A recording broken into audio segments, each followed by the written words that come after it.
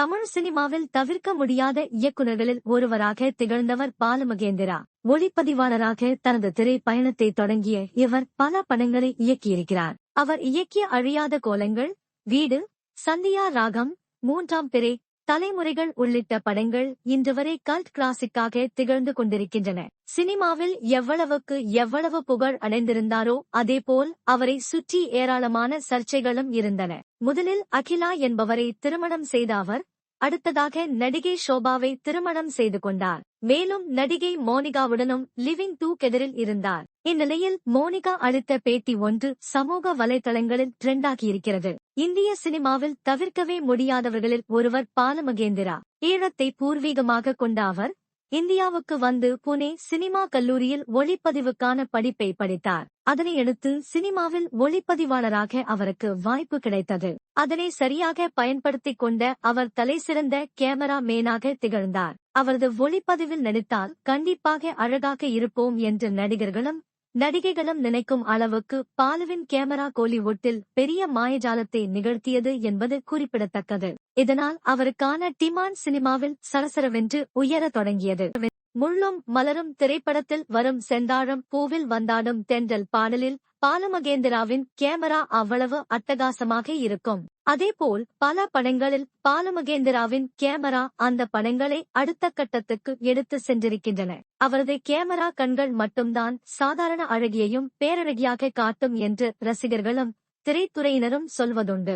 உதாரணமாக ஏற்கனவே பேரழகியாக இருந்த சில்க் ஸ்மிதாவை மூன்றாம் திரைப்படத்தில் பாலுமகேந்திரா அவ்வளவு அழகாக காட்சிப்படுத்தியிருப்பார். அதனை பார்த்த பலரும் மேற்கொண்டு சில்கை அதிகம் ரசிக்க ஆரம்பித்தார்கள். ஒளிப்பதிவாளராக இருந்த பாலுமகேந்திராவுக்குள் அடிப்படையில் ஒரு இயக்குனரும் இருந்தார். முதலில் கேமரா மேனாக தன்னை நிரூபித்த அவர் பிறகு இயக்குனர் அவதாரத்தை எடுத்தார். அப்படி கன்னடத்தில் கோகிலா படத்தை இயக்கிய அவர் தமிழில் அழியாத கோலங்கள், வீடு, சந்தியா ராகம், மூன்றாம் பிறை, மறுபடியும் சதிலீலாவதி, அது ஒரு கனா காலம், தலைமுறைகள் என தொடர்ந்து இயக்கினார். அவர் இயக்கிய படங்கள் இன்று வரை கல்ட் கிளாசிக்காக கொண்டாடப்பட்டுக் கொண்டிருக்கின்றன.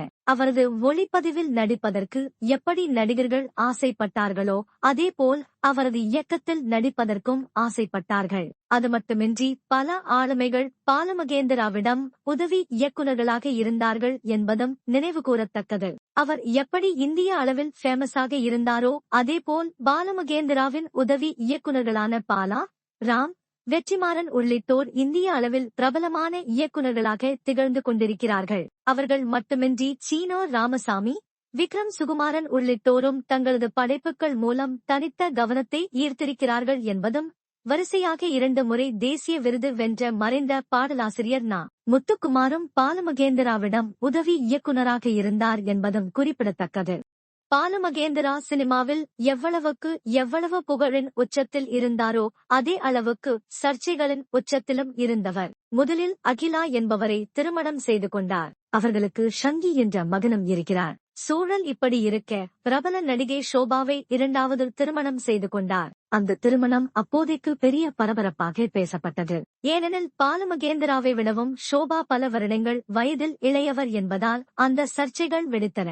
அவரைத் தொடர்ந்து நடிகை மோனிகாவுடன் லிவிங் ரிலேஷன்ஷிப்பில் பாலு இருந்ததும் விமர்சனங்கள் எழ வழிவகுத்தன. இதற்கிடையே பீக்கில் இருந்த போதே பாலுமகேந்திராவை திருமணம் செய்து கொண்டு செட்டில் ஆன ஷோபா திடீரென தற்கொலை செய்து கொண்டார். அவரது தற்கொலைக்கு இயக்குனர்தான் காரணம், மனரீதியாக ரொம்பவே டார்ச்சர் செய்துவிட்டார் என்றெல்லாம் இப்போது வரைக்கும் பேசிக் கொண்டிருக்கிறார்கள். ஆனால் உண்மையில் என்ன நடந்தது என்பது அவர்கள் 2 பேருக்கு மட்டும்தான் தெரியும். இந்நிலையில் பிரபல நடிகையான மோனிகா பாலுமகேந்திரா குறித்து மனம் திறந்து அளித்திருக்கும் பேட்டி ஒன்று ரசிகர்களிடையே கவனத்தை ஈர்த்திருக்கிறது. தனியார் ஊடகம் ஒன்றுக்கு அளித்த பேட்டியில், இன்னொரு பெண்ணின் கணவரை பங்கு போட்டு நான் வாழ்ந்தது தவறுதான். ஆனால் அந்த தவறான வாழ்க்கையை நான் சரியாக வாழ்ந்தேன். அவருக்கு கொடுக்கக்கூடிய அத்தனை மரியாதையை நானும், எனக்கு கொடுக்க வேண்டிய மரியாதையை அவரும் கொடுத்து கொண்டோம். என்னை ரொம்பவே கௌரவமாக நடத்தினார், வாழ வைத்தார். அவருடைய இடத்தில் வேறு யாரையும் பொருத்தி என்னால் பார்க்க முடியவில்லை. நான் செய்ய வேண்டிய விஷயங்கள் நிறைய இருக்கின்றன. வாழ்க்கையில் திருமணம் இல்லை என்றால் எதுவுமே இல்லை என்பதெல்லாம் ஒன்றுமே கிடையாது. அதை தாண்டி நிறையவே இருக்கிறது. பாலுமகேந்திராவின் மகன் ஷங்கிக்கும் எனக்கு 5, 6 வயதுதான் வித்தியாசம் இருக்கும். ஷங்கிக்கு வாங்கி கொடுத்திருந்த டிஷர்ட், பெயிண்டை கொடுத்து என்னை போட வைத்து போட்டோ எடுப்பார். அதேபோல் ஷங்கியின் சைக்கிளில் என்னை அமர வைத்தும் புகைப்படம் எடுத்திருக்கிறார். முதன்முறையாக நான் அவரை பார்க்க போகும்போது என்னுடைய அம்மாவும் உடனிருந்தார். பிள்ளையாரை எல்லாம் கும்பிட்டுவிட்டு சென்றேன். அவரது அலுவலகத்துக்கு சென்றதும் என்னை புகைப்படம் எடுக்க முடிவு செய்தார். உடனே எனது அம்மாவும் வர எத்தனித்தார். அதற்கு அவரோ, நீங்கள் வந்தால் உங்கள் மகள் கூச்சப்படுவார். நீங்கள் இங்கேயே வெயிட் செய்யுங்கள். உங்களது மகளை நான் ஒன்று கடித்து தின்றுவிட மாட்டேன் என சொன்னார். அதேபோல் மாடர்ன் டிரெஸ் எனக்கு செட் ஆகுமா என்று யோசித்த சமயத்தில் அந்த உடையை போட வைத்தும் என்னை போட்டோ எடுத்தார். அவர் ஒரு மகா கலைஞர். வெறும் களிமண்ணை கொடுத்தாலும் சிலையாக்கிடும் சிற்பி அவர். நானும் அவரிடம் களிமண்ணாகத்தான் சென்றேன். அவர்தான் என்னை செதுக்கினார் என்றார். அவரது இந்த பேட்டி ரசிகர்களிடையே பெரும் கவனத்தை ஈர்த்திருக்கிறது. மேலும் இந்த வீடியோவை அதிகம் பேர் ஷேர் செய்தும் வருகிறார்கள்.